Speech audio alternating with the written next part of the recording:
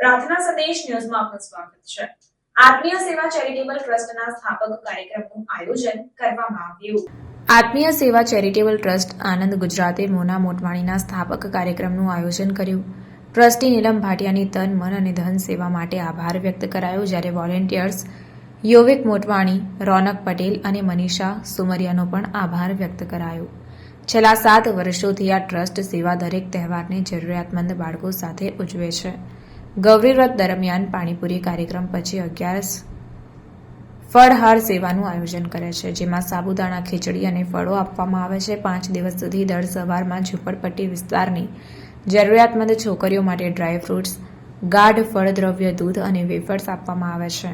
દર સાંજે પૂરી, શ્રીખંડ, સાબુદાણા પાપડ, આંબા રસ, શીરા અને લૂની બાજીકા ભજીયા જેવા સ્વાદિષ્ટ ભોજન આપવામાં આવે છે। આ વર્ષે તેઓએ 8 શાળાઓ અને 2 ઝૂંપડપટ્ટી વિસ્તારોમાં ડ્રાયફ્રૂટ્સ, વેફર્સ અને તાજા ફળોનું વિતરણ કર્યું અને 150 લોકો માટે રોજ સવાર અને સાંજે ભોજન સેવાની વ્યવસ્થા કરી। ઉપરાંત 1500 છોકરીઓને ડ્રાયફ્રૂટ્સ આપવામાં આવ્યા।